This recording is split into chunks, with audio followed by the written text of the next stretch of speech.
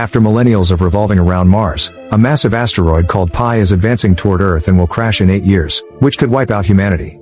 As the world panics, the UN discusses the situation and allows China to form the Project United Nations Moon Shield or UNMS.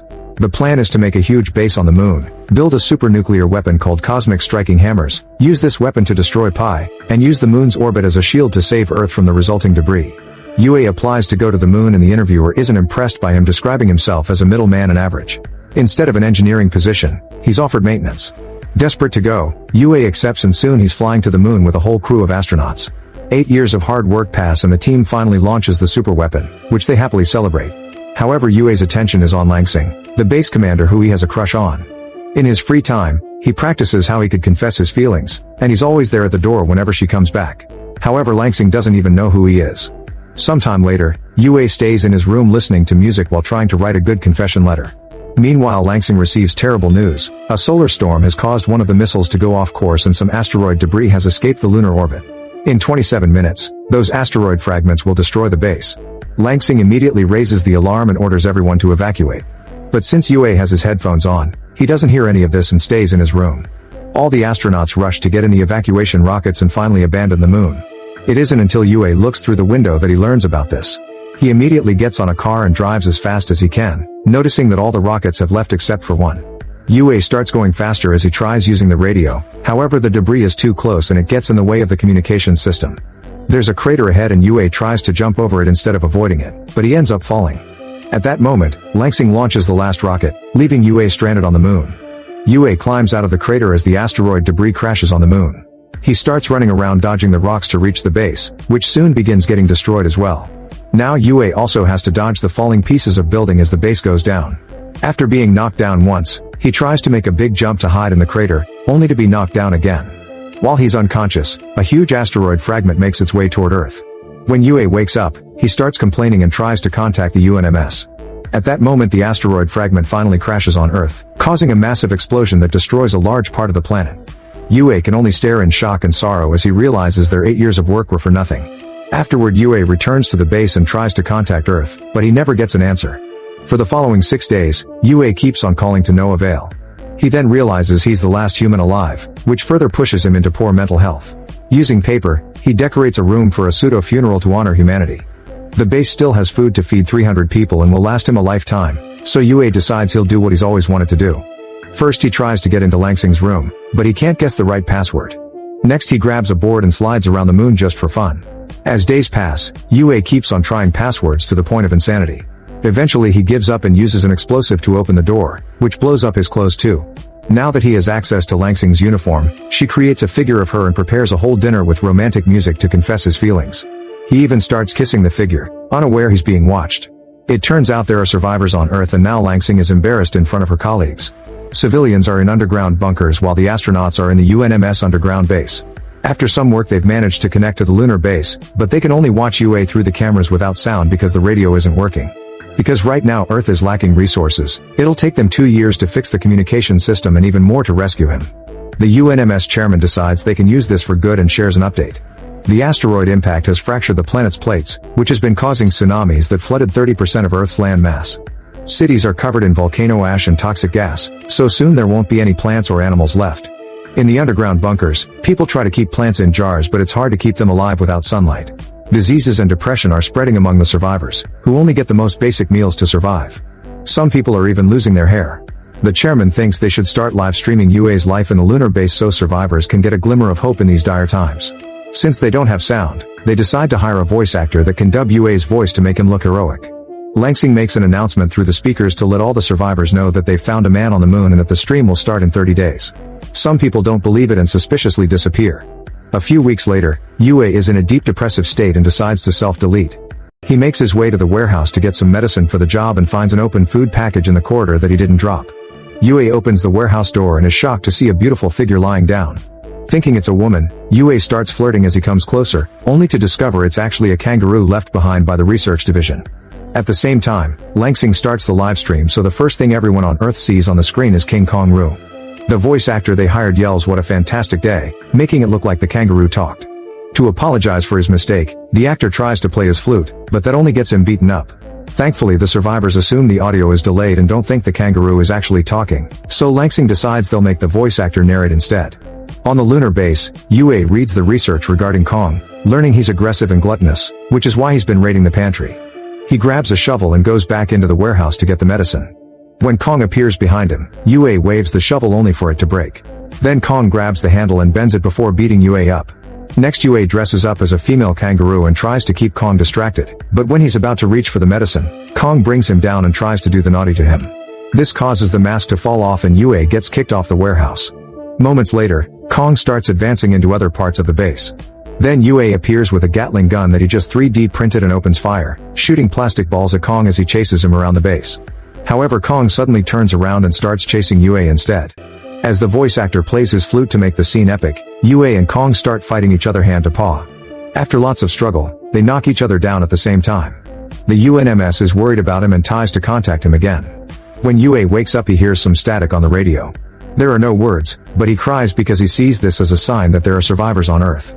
What Yue and the UNMS don't know is that the static was caused by Kong's tail messing with the cables. Yue and Kong stare at Earth as they realize they may have a chance to go home, and they agree on a truce from now on, although Kong punches him anyway. Over 200 days have passed since the incident, and Yue never stops playing a message to try to contact Earth. He and Kong have found their routine, and Yue announces they've become a family. Since it's obvious that Earth won't be coming for them, Yue decides to modify the spacecraft left by the old Apollo 18 mission, hoping he can fly home on his own means. While people in the UNMS discuss if they can use this to help him too, Kong and Yue leave on the car and quickly find the Apollo. Yue runs a test and confirms it'll work after some fixing. The Apollo is brought back to the base and people on Earth watch Yue work hard on repairing it for multiple days. The UNMS is quite impressed, so they check their profile, realizing he's actually an engineer that somehow ended up in maintenance. Eventually Yue notices that Apollo can only carry 22 pounds, and Kong alone weighs more than that. Feeling like he has no choice, Yue takes Kong for a ride and abandons him in the middle of the moon. However, Kong chases him and quickly gets back on the car. When they return, Yue starts researching a more powerful propulsion system and discovers that the prototype of the superweapon is still stored in the previous base. Kong and Yue leave on the car with a bunch of supplies and only stop traveling at night because the vehicle requires solar power. It'll take them weeks to reach the old base because it's on the other side of the moon, and people on Earth worry that Yue may not make it since the sun only shines on the moon for 14 days per lunar cycle. Soon the UNMS realizes Yue has been driving in the opposite direction to chase the sunlight. The trip will take longer, but he won't get stuck. Now Yue has 41 days to get to the base and can only sleep 4 hours per day. The first few days Yue and Kong keep each other entertained, but eventually the trip begins taking a toll on their mental health. One day Yue wakes up to find Kong driving and talking, but this is just a dream. After accidentally driving into a crate, the duo finally makes it to the old base. Soon Yue finds the warhead and carefully brings it down. Kong suddenly starts pressing a button repeatedly and Yue panics, but thankfully it's just the inspection program. While they're getting ready to go back, an angry Yue locks Kong up in the trunk to keep him away from trouble. Afterward he starts driving to the base, playing music as a distraction. This stops him from hearing the trunk accidentally getting separated from the car. Hundreds of miles later Yue finally notices the missing trunk, but going back for Kong would mean missing the sunlight. At first Yue drives away, but eventually the guilt is too much and he goes back to save Kong. As everyone on Earth celebrate this decision, a happy Kong licks Yue to thank him. In the UNMS, Langsing orders the entire team to find a way to contact an old lunar dog that was left behind by another mission, which hopefully could help Yue. At the same time, Yue and Kong keep on driving without stopping to sleep, otherwise they'll miss sunlight. After staying awake for over 50 hours, they notice that the sunlight is leaving them behind, but they don't give up and speed up. The temperature starts dropping and Yue has to turn on the heat not to freeze to death, which consumes the car's battery even faster.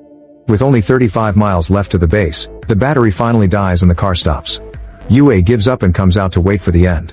In the UNMS, the team finally gets the dog to start moving, but it's still too far away. They try making a jump over a crater as a shortcut, only for the dog to fall and break.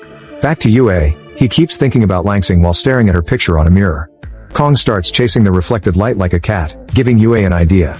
He rips off the car's door and uses his tools to transform it into a sled, which he attaches to Kong. Then Yue flashes the light ahead of them and Kong starts chasing it, moving the sled through the moon's surface. Eventually they find a big chasm and Yue makes Kong jump across it while activating some gas tanks that give them the necessary propulsion to make it to the other side. Everyone on Earth celebrates with hope and excitement, and there's an award ready for Yue for when he comes back. Humans gain more hope and work hard on fixing structures while signs of Yue and Kong decorate the bunkers. Thanks to this hard work, the UNMS only needs 3 months to regain communications with the lunar base.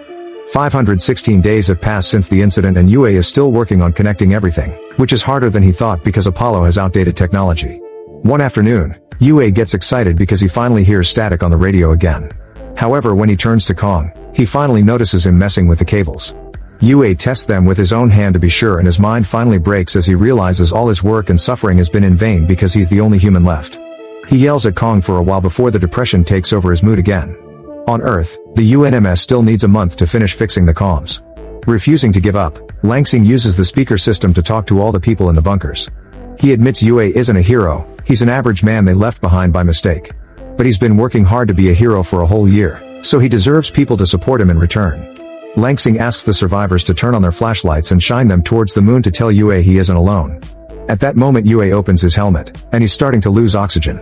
However, humanity comes together with flashlights and even lighthouses, lighting up the Earth to prove they're alive. A shocked Yue falls to his knees in tears. Finally, by day 613, the UNMS fixes communications and Yue gets to see a human face again. After the initial celebration, Yue spends his days talking to the team, who has found the Apollo blueprints and guides him on how to connect the old technology with the new. Now Yue gets to see Langsing every day, and he thinks they're becoming friends. One night after they're finally done with the repairs, Yue tells Langsing that he initially turned down the maintenance position and left the interview. On his way out, he saw Langsing and her smile made him change his mind. Moved by this confession, Langsing makes one of her own. When she was evacuating, she did see Yue on the crater, but she left anyway because rescuing him would have killed them all. She also admits she'd do it again. Meanwhile, something in space is approaching Earth. The next day, Yue and Nog finally board the Apollo and get to leave the moon. There's some turbulence at first, but soon they make it to orbit and everyone on Earth celebrates. In just a few hours, the Apollo safely reaches the lunar station and Yue and Kong go looking for the escape pods. Unfortunately, on Earth, they receive terrible news. Another large piece of the asteroid that has been floating around the moon has been pushed out of orbit by the rest of the debris and is now coming towards Earth. They've named it Pi Plus and it will destroy what's left of humanity. The team realizes that the only one who can save them is Yue, who would have to pilot the warhead toward the asteroid with high chances of dying in the process. Volunteering to do the talking, Langsing contacts Yue while live streaming the conversation. However, Yue already heard everything because they left a mic on and he's ready to do it because he wants to protect Langsing and humanity. While survivors are told to hide in the bunkers, Yue cries as he shares an emotional goodbye with Kong before sending him back to Earth on an escape pod. Afterward, Yue takes off in Apollo and discovers there's a field of meteorites on the way. Yue concentrates on piloting to dodge them as the Apollo gains speed, but unfortunately the ship gets hit anyway and begins spinning out of control with a broken thruster. Yue doesn't know what to do, but luckily Langsing has a plan. He must open the door so the depressurization can compensate for the rotation momentum. Sadly, the door is jammed, so Yue starts kicking the hatch until it opens. This effectively makes the Apollo stop. At that moment Yue sees the ship's engine floating away, meaning the Apollo doesn't have power. He has no choice but to move the warhead manually, but before leaving, Yue tells Langsing he doesn't blame her for leaving him behind and asks her to livestream his last moment. Then Yue leaves the ship and gets the warhead ready while offering a heartfelt speech as his goodbye to humanity. Everyone on Earth cries as Yue uses his jetpack to guide the warhead toward the asteroid. While Kong's pod lands in the ocean, Yue sings during his last minutes. The pressure of the asteroid destroys his suit, yet Yue doesn't give up, and once he's close enough, he asks a crying Langsing to activate the explosive. A huge explosion destroys the asteroid and all the survivors come out of their bunkers to watch the meteorite shower that symbolizes they're safe but also that Yue is dead. Over 10 years pass and humanity has been working hard on rebuilding Earth to make it beautiful again. There's still much more to do, but at least now they can be outside in the fresh air. The chairman has retired, and Kong has a statue in his honor. He also lives with other kangaroos in a reserve. Meanwhile, Langsing flies with a new group of astronauts to the moon to clean up the old base. There she imagines that Yue is by her side watching the remains of Pi Plus forming a planetary ring around Earth. Make sure to subscribe and turn on notifications so you can watch more videos like this. Thanks for watching.